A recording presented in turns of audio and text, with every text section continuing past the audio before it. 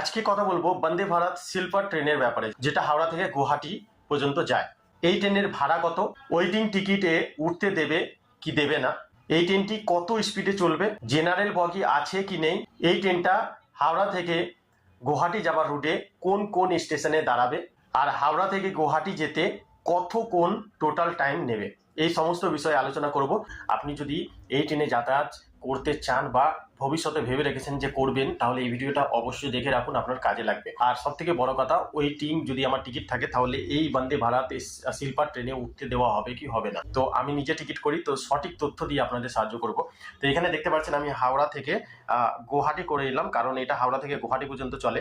ঠিক আছে, তার মধ্যে কোন কোন স্টপেজ দাঁড়াবে সেটা নিয়েও আলোচনা করে নেবো।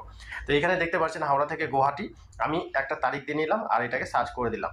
সার্চ করার পর এখানে দেখে নেবো ট্রেনটা। এই দেখুন ওপরে সব থেকে ওপরে টপে দেখাচ্ছে বন্দে ভারত।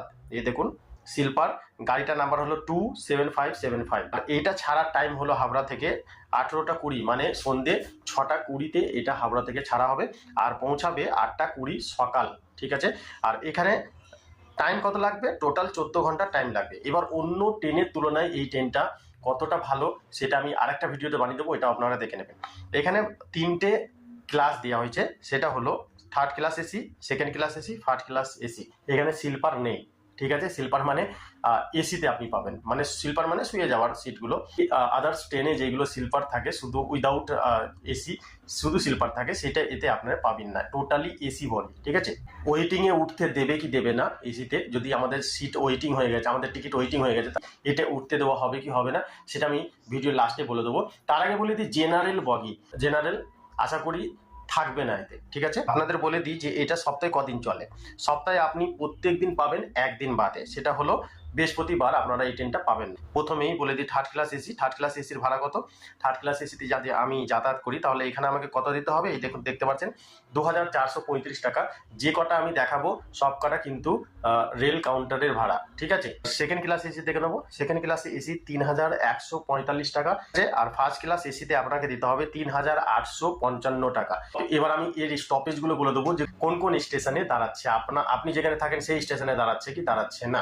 এই ট্রেনটা হাওড়া থেকে ছাড়ার পর দাঁড়াবে ব্যান্ডেল জংশন।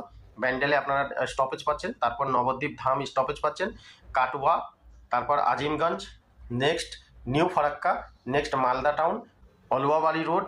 ঠিক আছে, আর নিউ জলপাইগুড়ি, নেক্সট হচ্ছে নিউ কুচবিহার, নেক্সট হচ্ছে নিউ আলিপুরদুয়ার। ঠিক আছে, নিউ বনগাইগাঁও এই স্টেশনে দাঁড়াবে, মানে এই যে কটা স্টেশনের নাম বললাম সেই কটা স্টেশনে এই ট্রেনটা দাঁড়াচ্ছে, তারপরে গুয়াহাটি। আর এর মধ্যে আপনার স্টেশনটা আছে কি নেই সেটা আপনারা কমেন্ট করবেন। আশা করি আপনার ভিডিওটা ভালো লেগেছে। যদি ভিডিওটা ভালো লেগে থাকে অবশ্যই লাইক শেয়ার কমেন্ট অবশ্যই করবেন, আর আপনার বন্ধুদের সাথে শেয়ার করবেন না। অনেক অনেক ধন্যবাদ, ভালো থাকবেন।